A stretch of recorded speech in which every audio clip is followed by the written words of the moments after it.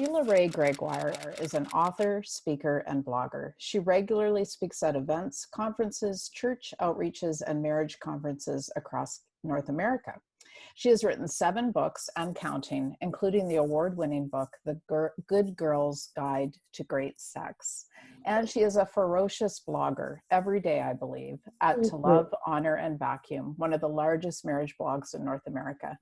And we know that she has just sent off the manuscript for what will be a groundbreaking book about women and sex and Christian marriage to her publisher, Baker Books. So welcome, Sheila. Thank you. Great to be here.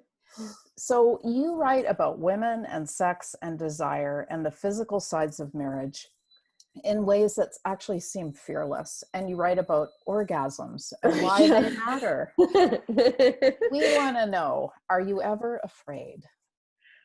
I used to be. I mean, I remember when I started speaking about sex at marriage conferences and I had to practice in front of the mirror saying words without my face changing, you know? But at this point, I'm just so used to it. It's like when you write about this stuff every day, you stop realizing how weird it is. And to make it even weirder, my oldest daughter and my son-in-law both work on the blog. And so we have the strangest conversation, like very, very strange conversations. You know, like I'll be writing a post on 10 ways to get more adventurous in bed, and I'll be FaceTiming with Rebecca going, I only have 7, I need 3 more. And like we're brainstorming together. And you just kind of forget this is my daughter. And she is a co-author on our next book as well. So yeah, just interesting process. Sheila, have there been downsides to becoming known as the Christian woman writer who talks about sex? Like, we wondered about what it's been like for your family, but it sounds like it's been a non-issue. Well, for us, like our own relationships, it's been great. And I think when the girls were teenagers, when The Good Girl's Guide to Great Sex came out, I think Rebecca was 17 and Katie was 15. And so, you know, having those conversations with them then was interesting. I think what was hard for them was that when their friends, especially their male friends, realized what I wrote about, their male friends would talk to them about sex, which is really uncomfortable when you're a teenager. So that was very awkward and wrong. And I think what Rebecca found once she got married, and Katie as well, now that my younger daughter is married, is that all of their friends ask them about sex, which is great if it's a good friend. But, you know, you often get, and I experienced this too, people who are very, you know, they're only mild acquaintances, and they'll come up to me and ask me if it's weird if their husband's penis is all crooked. And, you know, like I know that they're asking because they literally have nowhere else to ask. And so I'm honored about that, but it does create kind of strange interactions. And especially at church, I found a lot of men have asked me questions, which I don't really think is appropriate. So, you know, so that's been interesting to navigate. Yeah. I mean, it really, in some ways, it speaks to the fact that they clearly don't feel like they have a lot of places to talk and read about they don't. this. Exactly. And I'm very cognizant of that. And so I do try to, just let people know that they can ask me questions, but you know, it is sometimes weird. Yeah. And earlier when you said that you forget she's your daughter, I wondered, does your daughter forget that you're her mother? Oh yeah. Well, she says that the way that she and her husband talk about it is whenever they're reading one of my books, it's not Keith and Sheila, it's Colin and Sharon. Like, that's interesting. You know, so that's interesting. Sheila, and I'm going to say some Christian women writers especially, I think would struggle with the desire to be liked. I mean, I know I have. If I write something that I think people aren't going to like or that is controversial, I mean, less now. I think my skin has thickened, but certainly at the beginning. So maybe hesitating to write about what we really think. And we see you as a writer who's so courageous and doesn't seem to let that bother you. And in fact, you have taken on some, you know, big things and big names. So tell us about your journey to becoming a writer who is seemingly so bold. Okay, when I first started blogging back in 2008, all of the all of the marriage blogs that I could see that were big online, they all talked about marriage in very strong hierarchical terms. Like, you know, he is the head of the house and she submits to him. And so all of the advice really focused on how you can be a more submissive wife. And at the time I was younger, I wasn't having hot flashes yet. So I just wasn't getting, I was willing to take, you know, stuff. And I figured that if I was going to get big, I couldn't speak out against that. So it wasn't that I wrote things that agreed. I just never wrote things that disagreed. And so people thought I was in that camp because I would guest post on people's blogs and everything. But I really honestly believe that in Christ there is no Jew nor Greek, male nor female, slave nor free, for we are all one. And I believe that we are to submit to one another. And I believe that the main thing that women are called to do is to follow after Jesus. We're supposed to do Jesus's will, not our husband's will. And together as married couples, we're supposed to follow after Jesus. And what bothered me was that so many of these blogs were asking women to actually follow after their husbands rather than follow after Jesus, which is putting a mediator in between. And it took a couple of years before I started saying more against that. And it was a slow process. But what really did it for me was in 2019, I read the book Love and Respect for the first time, and I had never read it. I know this sounds crazy. I write about marriage and sex, but I had never actually read a lot of Christian books about marriage and sex because I'm so paranoid about plagiarizing that I just didn't read anyone's stuff, which, unless I was asked to endorse something, and then I would. So I had never read this huge book that we had been recommending at marriage conferences, and everybody had told me was great. I even quoted from it in one of my own books, but I found the quote. I didn't read the whole book. So I sat down and I read it, and I was just so horrified. And I ended up writing about it on the blog.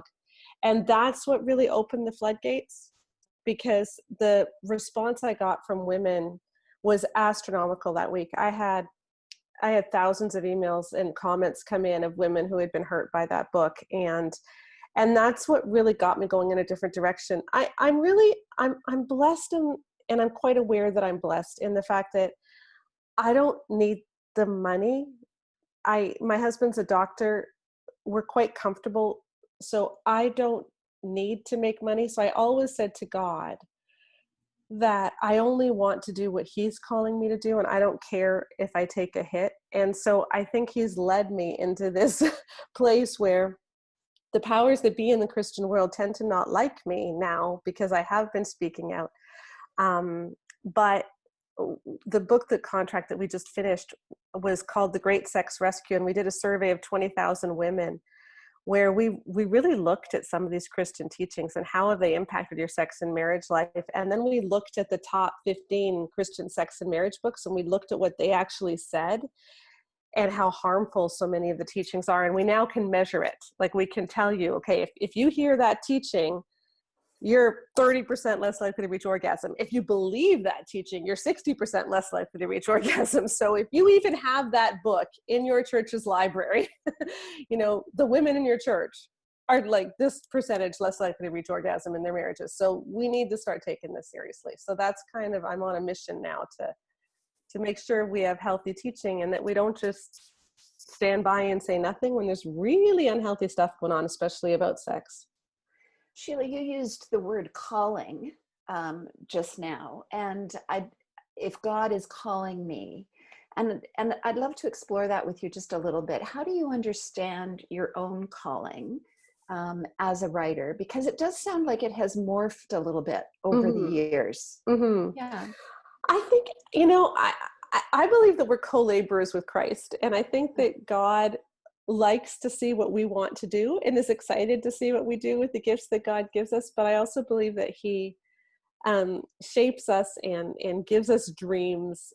And I remember when I always intended to do a PhD in sociology. I have a couple of master's degrees. I always intended to do more postgraduate work. And what I really wanted to do my PhD on was on how the submission message in Christian marriage books had hurt women's marriages. And that was going to be my thesis topic. And then for various reasons, I just realized I did not want to do a PhD. And so I didn't do it. And that dream just died for a time. And then I started blogging, I started writing about sex, I started doing all of this stuff. And then when we started this book project last year, I was about halfway into it when I realized, oh my goodness, this is the same dream that I had way back, 25 years ago that I'm picking up again. And I think that's what often happens is you see how God puts these dreams in your life, but you don't see how they're going to happen. And God might give you a dream, but it's not like he sends down a bolt of lightning and then it happens. I mean, I have worked really, really hard we all have, right? Like I know all you ladies too, like for the last 15, 20 years, I worked really, really hard. And I think that God honors that when you do step out in faith and you do work hard. I think the problem that a lot of us have with calling is that we believe we're called to something, and so we wait for God to do something. And I think God, it's like the parable of the talents. God gives more to people who step out and do something with what he's already given them. So sometimes calling is just really a strange thing because you can't identify what it is exactly, but you just have to keep walking and trust that he's going to show you, where you're supposed to go next. I really appreciate that answer, Sheila, because and I know Patricia and I both deeply resonate with you have to work really, really hard. There's no shortcuts, or for very few of us, there are shortcuts. So shifting a little bit into like the mechanics, I guess, you have embraced the blog in a way that and so committed and so regular and so, we can know that there's going to be new material from you on your blog, which is so great. And recently you've introduced a podcast as well. We get asked about that from writers, like, is the blog still even a thing? Should I do a blog? Can you speak to that, the importance of both the blog and the podcast in your kind of toolbox? Blogging is a strange thing. I think if you can make websites go big, and I've done a lot of science into this. I have a full-time employee just dedicated to trying to figure out how to get traffic. So I know a lot of the science behind it. And if you are very niche focused, so you write about one thing in particular, where that one thing is also something where people tend to be Googling with problems, then you can get a following. But you can't get a following if you're you can, but it's very, very difficult to get a large following if you're writing about everyday life or things where people might just want to improve their lives. It's much easier to get a following where people have a problem they want to fix than it is where you just want to improve your life. And I think that one of the problems that bloggers have is that they often have a passion for something, and so they want to that, but if people aren't typing questions into Google about that, it's going to be difficult to get the traffic. And so is it necessary to have a blog? I'm not sure that it is. I think it really depends on what your craft is. I think for a lot of fiction authors, I think it would be much better to have a really interesting website with lots of quizzes, lots of pictures of you, lots of ideas for next books, character things, but then you do a lot of being guests on other people's podcasts and things like that. I think the work that goes into a blog, if you're going to get it big, is astronomical. So you need to count the cost first and just be smart about it. And I'm not sure that that's always the best thing, depending on what your niche is. Like, just as an example, mommy blogs, very, very hard to get big on. Right. A blog about how to make homemade organic baby food, very easy to get big on. So, you've got to figure out which one is really you. So, Sheila, I am struck by how strategic you have been clearly in building your career. And I've heard you a couple of times say, if you want to get big, if you want to have a big following, how have you made peace with that as being a Christian writer, a woman of Christian faith? How do you reconcile that with your own faith in Jesus Christ? Like, Yeah, I think that in the Christian world, we kind of figure that if I reach one person, I've reached the world, and that's all I need to do. And I don't need to get big. We think that if you want to get big, that's a bad thing. Mm. I write a lot about porn, about the harms of porn. And one of the things I pray about regularly is that Google loves me, because if somebody types in effects of porn, I want them to end up on my website. Mm. You know, I always wanted to be a missionary as a kid, and I thought I was going to end up overseas. But the number of people from India or from Kenya or from Nigeria who end up on that post is incredible. And, you know, that post, it's not doing as well anymore because it's for various reasons. But at one point that was getting about 2,000 hits a day, you know, just that one post. And it had all kinds of information on how you could quit porn and where you could go if you had a porn addiction and what porn did to your brain.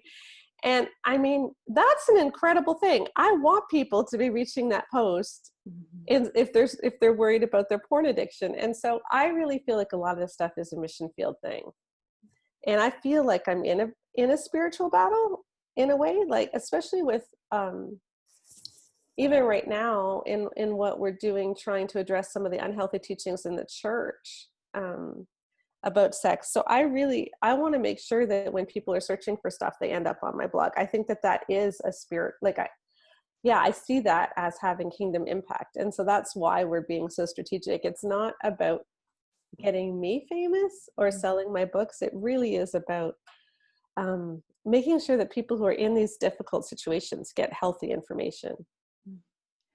Sheila, I'd love to, it may feel like we're going backward for a moment, but in terms of advice that you can offer to writers, because I really think a huge thing you bring to this game is your seeming fearlessness and your boldness and your ability to speak really clearly and well into topics that other people might find really difficult. And you are an excellent writer. Like, you are so clear. And you know, you're easy to read, which we know is not easy to write necessarily. So Yeah. can you speak to us about your advice for, I guess this is a two-pronged question, again, being a little more fearless and a little more risk-taking, and also the work you've poured into the craft of writing? Well, in terms of being fearless, I think what I would just say is you're never going to make everybody happy. And if you do make everybody happy, you're probably really boring.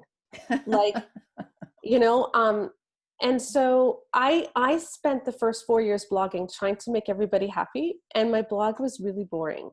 And it was when I got honed in on exactly what was my niche, and I started writing about that more, and then gradually started challenging some of the Christian pat answers that I like to talk about, that my traffic took off, because people are looking for an authentic voice. And when we talk about how to get big or break through, it's much easier to break through if people can pick you out from a crowd, like if they know who you are. And the more generic and nice you're trying to be, the harder it will be for anyone to be able to identify who you are. So it really is okay to say the things that God isn't putting on your heart. And I just know that as I've been more fearless, I've become more who I was when I was 17. Like, and it's funny how things come full circle. The things that I was passionate about as a teenager that I then put aside because I figured, well, there's nothing I can do with this anyway. I've become more fully me again. And you sort of integrate all the different parts of your life. And that was never an intention, but that's what happens as you go further and further into who God made you to be. So I think that's important in terms of being fearless. I think in terms of honing your craft,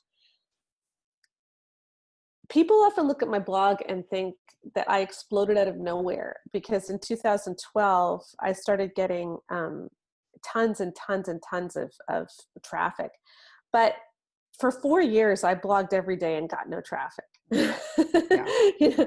But I learned how to write a post, and I learned how to do images, and I slowly learned all of those things. And if I were to start a blog today, I would do it totally differently than but I can't go back and redo the wheel. But I've learned so much because I just stuck in there every day, even when I wasn't seeing results. And I wrote a newspaper column for a local paper column for 15 years. When I started, it took me about 4 hours to write a 700-word column. By the time I was done, it was taking me 35 minutes, Yeah. basically. Because the more you do it, the easier it gets and you find your voice. And that's the key to being a good writer, is good writers write. And they write a lot. Yeah. And a lot of what they write isn't very good. But if you do it over and over and over again, you're going to find your voice and you're going to get a lot better. And it's just a discipline like anything else. I mean, we really talk to writers about that, about write the small things, write the things that maybe you feel aren't so big and exciting at the moment, but those small things matter. And so thank you for that. Yeah. Sheila, you referenced earlier about, having seen a number of the bigger Christian organizations and people with larger Christian platforms sort of distance themselves from you because of your approach. Yeah. How have you made peace with your critics?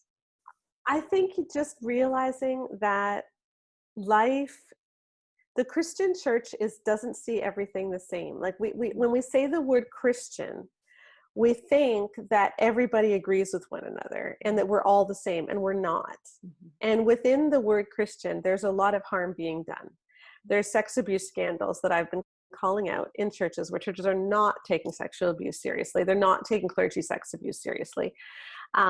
We're sending abused women back to their husbands in counseling, which is terrible. And again, the church is not taking that seriously. A lot of this is more American than Canadian. But I've seen it in Canadian churches as well. In my own hometown, we've had 2 instances of youth pastors, clergy sex abuse with people in their congregation. I will not call it an affair, because it isn't when they are clergy members, but, and we're not taking this stuff seriously enough. And so I feel very called to speak out about these things, and that makes people uncomfortable. And I guess at this point, I don't care. And maybe it's the hot flashes. I'm turning 50 on Monday, and so I've just given up caring to a large extent.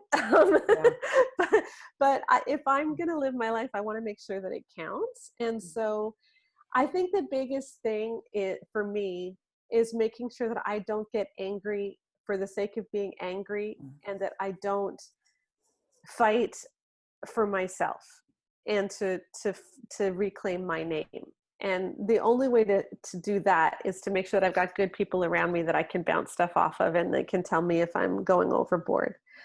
But I do think that God is doing an incredible shaking in the evangelical world right now, and he's bringing down a lot of big names. And because he's not pleased with how we've handled a lot of things in the evangelical church as a whole. And so I just see myself as being a part of that movement. And I really believe that in 5 years, it's going to look very different. And I'm excited to see what it's going to look like. Sheila, and I'm sure your new book will be part of that discussion. And Patricia and I get asked a lot how we write books together, because we've done a couple now, and the latest being about writing. Your latest book you wrote with other writers. I assume you have team members maybe behind the scenes with some of your other books, but this is very clearly co-writing. Tell us what you learned about writing with other people. My daughter makes me a better writer. She has strengths that I don't, because she is so much more sarcastic, but she has the British insult down perfectly. Okay. Like, where you give an insult, but it's not an overt insult. And it very much the Jane Austen kind of insults, and she just is perfect at it. And so she can come up with these one-liners so much better than I can. But in our last book, we had 3 authors, because it was based on a survey of 20,000 women plus a number of focus groups that we did.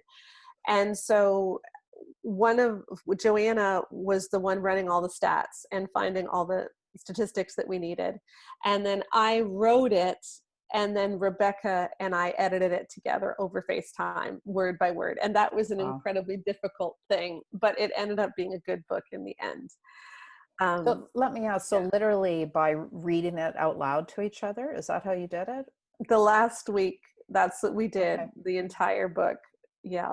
And Good for 2 of the you. chapters we actually had to rewrite on the fly because she didn't like the argument I was making. And we had major arguments about that, but she was right. So, so we had to switch the argument.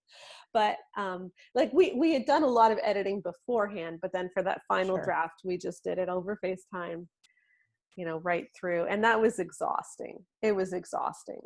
That But is a great tip though. I mean, yeah. like Patricia's very much better than I am at reading work out loud. And I mean, it just sounds like that really helped. Yeah, I don't want to ever have that week again because it really was very tiring. But I feel like had I just been editing it myself, it wouldn't have been as good. So I do feel like she brought a lot to the table there. And for people who may watch this who haven't written a book yet, you are anticipating, I'm sure, a huge number of edits coming back at you from the publisher, and then you'll do it all again, right? Yeah. And some of my books, there haven't been a lot of edits. One book in particular, they edited it like crazy, and I feel like I completely rewrote it, and I'm not even sure it was better at the end. So that was kind of a disappointing process. That was the time I said I'm never writing another book again. And then I have, but yeah, that's what happens is the publisher comes back and they'll have all kinds of edits, and yeah, they're not always huge, but sometimes they are, and it just depends who you get. Yeah. Do you have a title for the book yet, Sheila? The Great Sex Rescue. The Great Sex Rescue. And anticipated date of It'll be in about a year, probably April 2021. Okay. Yeah. Okay. Yeah. Sheila, where can people find you online? To lovehonorandvacuum.com is the blog, and I do spell it the American way. I'm sorry. So honor does not have a U. Yeah, when I started blogging, it was more of a parenting blog, and now it's a sex blog, but I can't change the name. So there you go. It's too late. Okay. And all your social media icons are there. And okay. All right. Well, Sheila, Karen and I want to wish you a happy birthday on Monday. That's Thank you. Very exciting. You don't look a day over 40, to be honest. Thank you. Just think how fearless she'll be when she's 60. But Yeah. Oh gosh, it's scary. I know. Yeah. Yeah. So Sheila, thank you for spending this time with us. I have a memory of being at a writers' conference with you many years ago and sharing a dorm room. And when I look back from that time, I think you were still in the early days of launching your blog and writing and developing your speaking platform. And when we look at the trajectory and where you are today, it's a magnificent thing. So thank you for spending this time with us.